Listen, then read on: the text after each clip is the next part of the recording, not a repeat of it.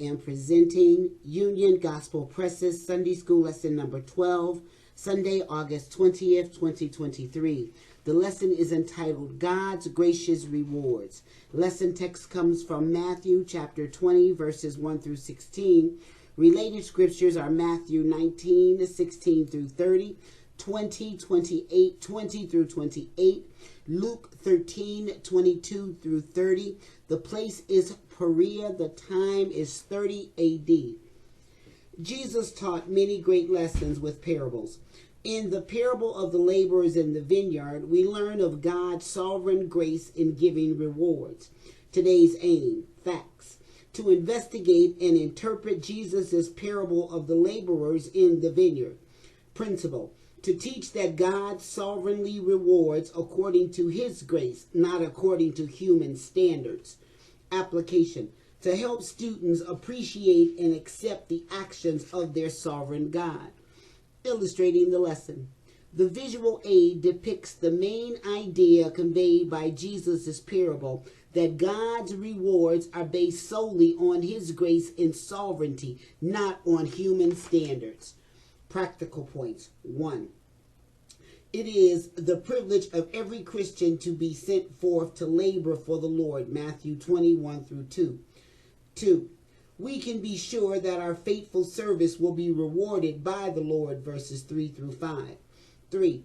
Diligent, faithful service should characterize every Christian, regardless of his age or circumstances. Verses 6 through 7. 4. God's rewards are not based on the outward superficial standards by which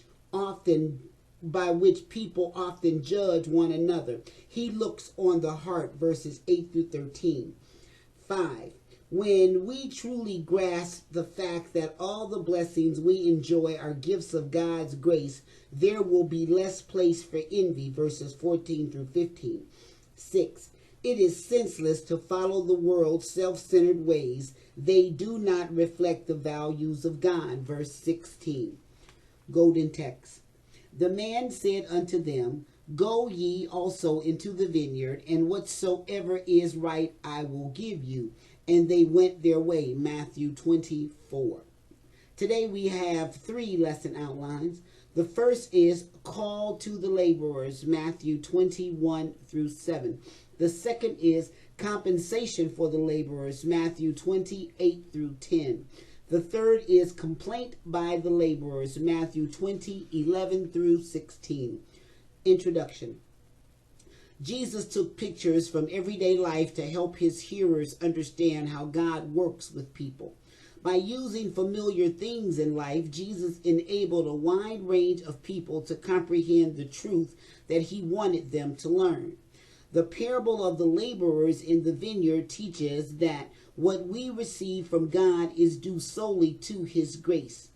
The teaching of the Pharisees was that people could earn God's favor by their righteous deeds. Jesus' story demonstrated that God compensates people according to his own goodness.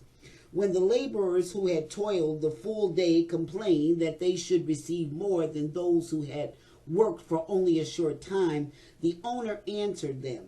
They had received what they were promised. As the owner, he could treat others graciously if he so chose. Call to the laborers. Matthew 21. For the kingdom of heaven is like unto a man that is an householder, which went out early in the morning to hire laborers into his vineyard. Verse 2. And when he had agreed with the laborers for a penny a day, he sent them into his vineyard. Verse 3.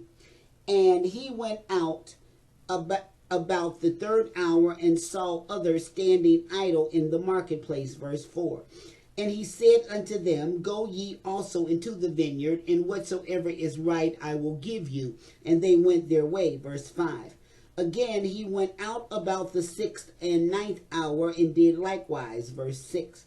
And about the 11th hour he went out and found others standing idle, and saith unto them, Why stand ye here all the day idle? Verse 7. They say unto him, Because no man have hired us. He saith unto them, Go ye also into the vineyard, and whatsoever is right, that shall ye receive.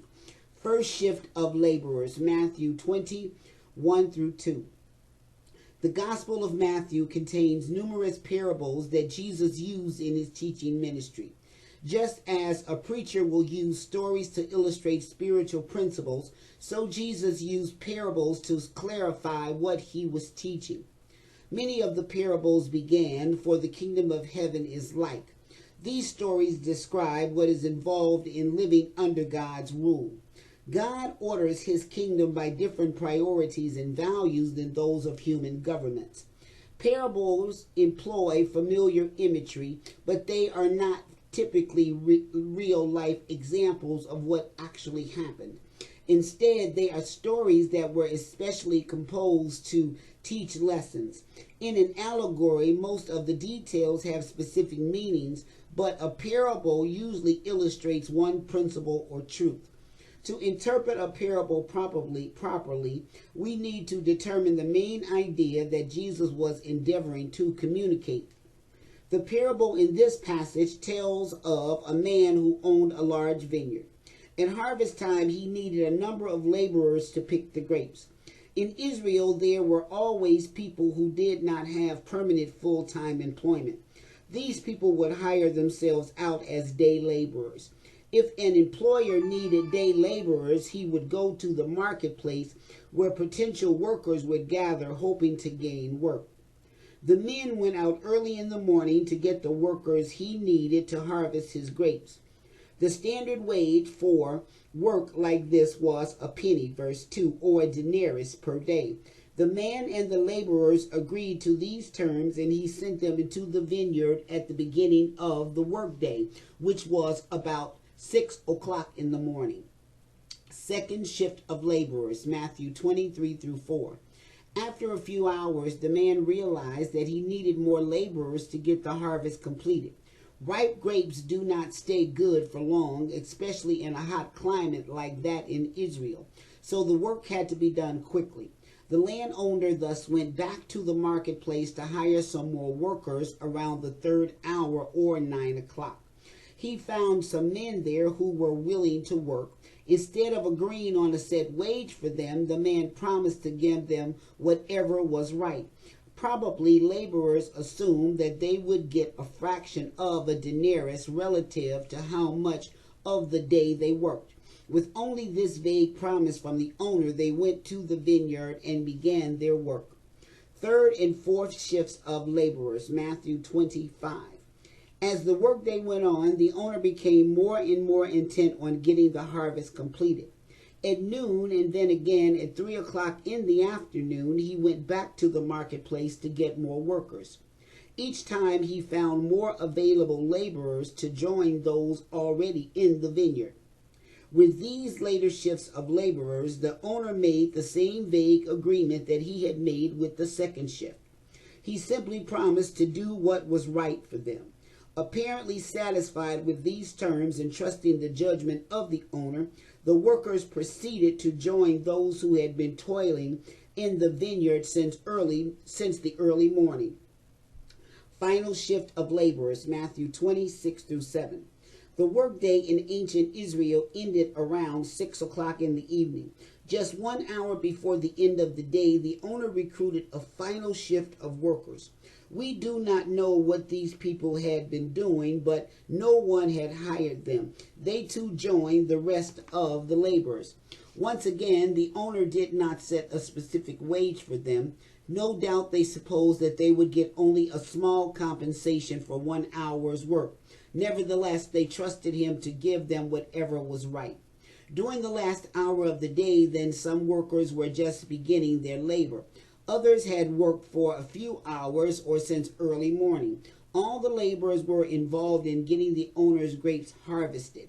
All expected that he would pay them what they had agreed on, either a denarius or what the owner determined was right. Compensation for the laborers, verse 8. So when even was come, the Lord of the vineyard saith unto his steward, Call the laborers and give them their hire, beginning from the last unto the first. Verse 9. And when they came that were hired about the 11th hour, they received every man a penny. Verse 10. But when the first came, they supposed that they should have received more.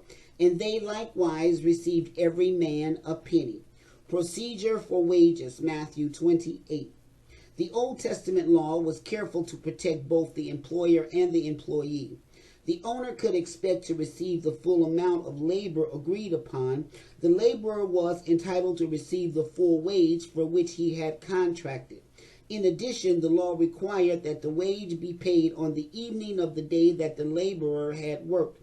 Leviticus 19:13, Deuteronomy 24:14 through 15. Because typical day laborers were poor, they had no savings to fall back on. If the owner waited until the next day to pay them, he could be depriving them and their families of their evening meal. God's law prohibited the employer from exploiting his workers in this way. When evening came, the owner gave his steward specific instructions about paying the laborers. The fact that they were to be paid was expected. The manner in which they were paid, beginning with those hired last, was almost certainly different from the norm. The amount they would be paid would be totally unprecedented. This was a payday that was certain to be remembered by all the workers. Payment to the final shift, Matthew 29. The first group to be paid were those who had begun last.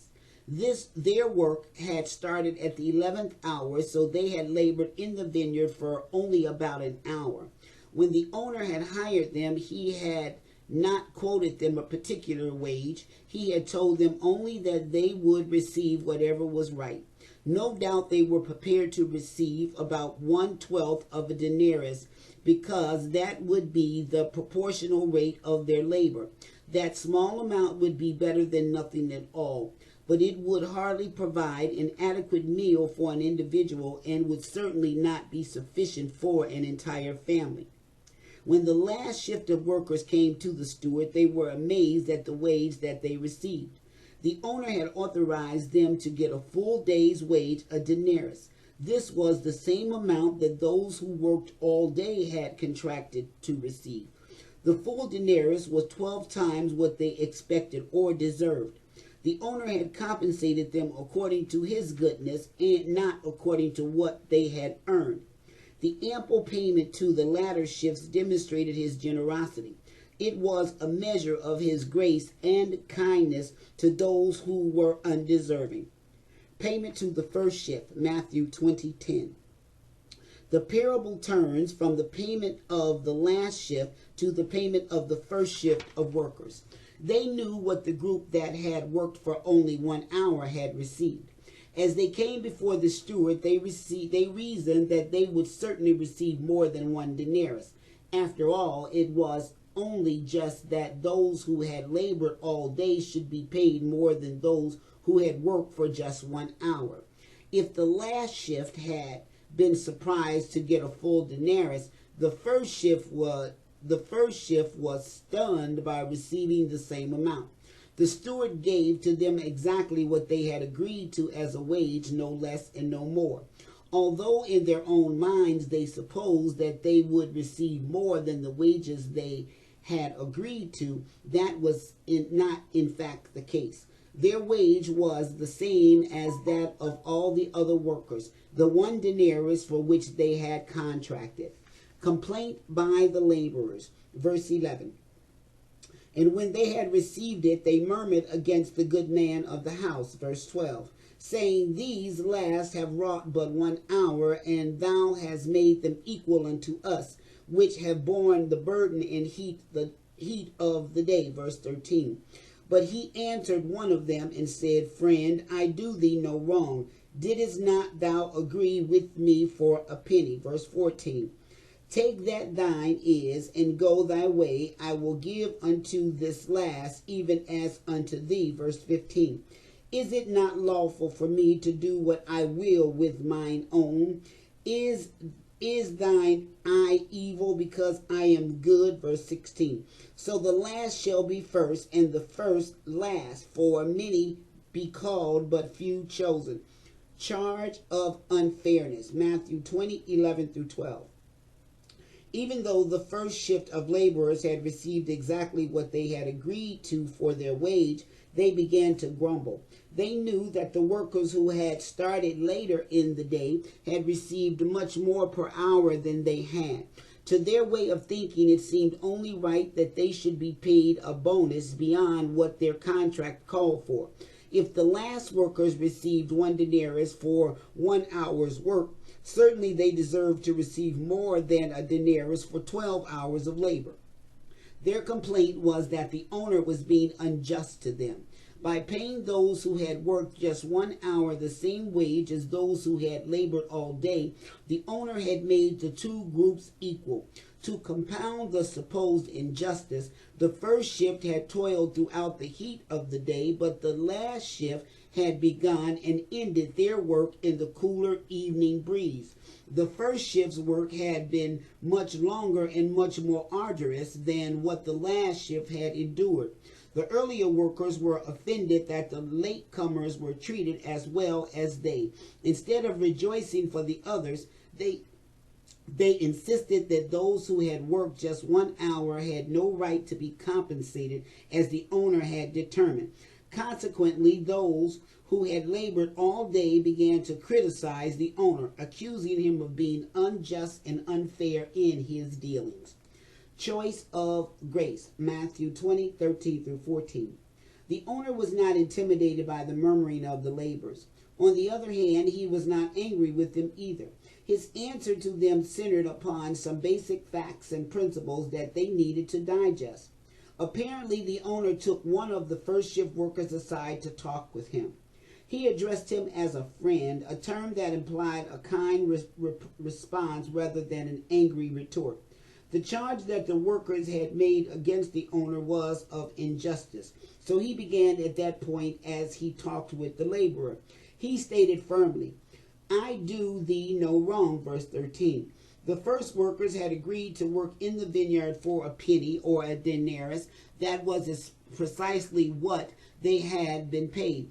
This was not a case of any unjust owner failing to pay the contracted wage. Because they had received the complete wage to which they had agreed, their charge of injustice could not be sustained. The owner had not defrauded them at all. He urged the worker to take his denarius and go his way rather than complain about it. The owner then reaffirmed what he had done for the last workers. He had indeed determined to give to them the same wage he had given to the first workers he had hired. That was his instruction to the steward, and that decision would stand despite the murmuring and grumbling by the first workers. Challenge to gratitude, Matthew 20:15-16. The first workers spoke in terms of justice, but the owner gave in terms of grace. His resources belonged to him, and he had the right to dispense them as he pleased. If the owner, in his goodness, chose to give to some workers more than what they deserved, that was his choice to make. By their grumblings, the first workers were in effect saying that the owner was wrong for showing grace to others. In reality, they themselves were at fault. The fact that the last shift received the full denarius, just as the first shift did, caused the first shift workers to become jealous. They had received all that they had agreed to, but they felt that others who came later did not deserve to get the same payment. By begrudging the grace shown to others, the laborers demonstrated a selfish, evil attitude that concentrated with the heart of the owner. Jesus concluded the parable with the important lesson the story illustrated. So the last shall be first, and the first last, verse 16. Peter had just asked what the disciples could expect to receive as compensation for forsaking all and following Jesus, 19:27. This parable may have been intended to reinforce Jesus' assurances that we can trust him to be abundant in blessings, providing for us far more even than we could possibly deserve, verses 28-30. The parable reminded the disciples that while there is reward for faithful service to God, they must not think about it in strictly human terms. Rather, God gives freely according to his grace. in his kingdom, the Lord blesses according to his pleasure, not necessarily according to what we humans think we deserve. Questions. 1. Why did Jesus use parables as he described what the kingdom of heaven is like? 2. What agreement did the owner make with the first shift of workers? 3. How did the agreement with the later shifts differ from that with the first shift? 4. At what times of the day did the owner recruit workers? 5. How did the owner instruct the steward to pay the workers? 6. Why was the final shift of workers surprised at their wages? 7. Why were the first workers disappointed when they received their wages? 8. Why did the first workers murmur against the owner? 9. How did the owner show that their charge of injustice was not justified? 10. How does the parable illustrate God's grace to people? This concludes the Sunday School lesson for Sunday, August 20th, 2023. Thank you for listening. God bless.